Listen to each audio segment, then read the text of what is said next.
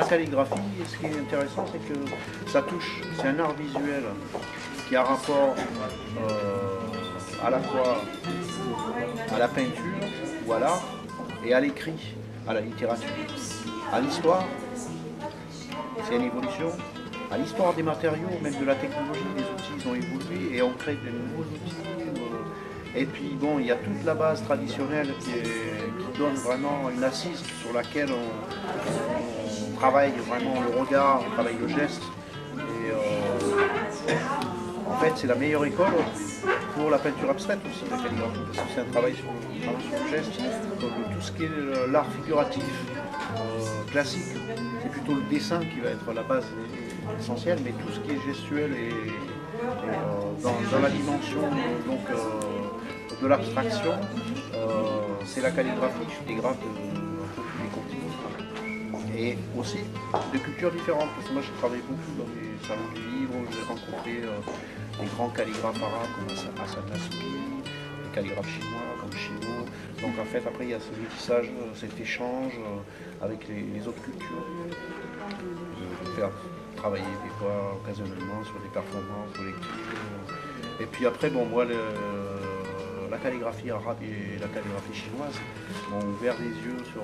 C'est elles qui m'ont permis de trouver une démarche contemporaine parce que dans l'écriture latine, il y a une limitation du fait de sa linéarité qui n'est pas dans la calligraphie arabe, parce que la calligraphie arabe, on peut étirer les lettres dans l'approche persane de la calligraphie arabe, on écrit en oblique, verticalement. Enfin, en chinois, on peut écrire aussi bien verticalement qu'horizontalement. Donc tout ça, ça m'a donné des idées, ça m'a fait réfléchir. Et j'ai voulu casser un peu la limitation de l'écriture latine et je me suis mis à faire toutes les sens, à l'envers, ensuite dans des formes différentes, d'étirer les lettres, de les déformer, de faire des signes abstraits, de faire de la peinture pour l'intégrer à la calligraphie et vice versa, puisque en fait après j'intègre la calligraphie dans un support pictural, donc dans une approche picturale contemporaine. Et donc c'est un peu mon champ d'action, enfin mon champ d'investigation au niveau des arts visuels. L'influence, ça va de la préhistoire à l'art contemporain, on va dire.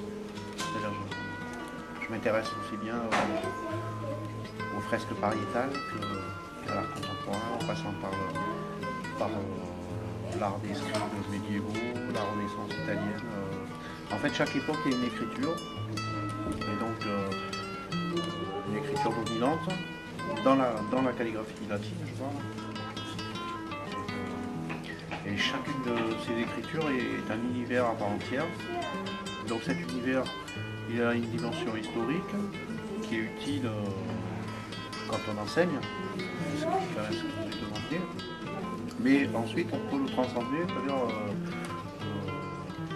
trouver un langage qui s'appuie sur cet univers lié à une période historique et en faire autre chose.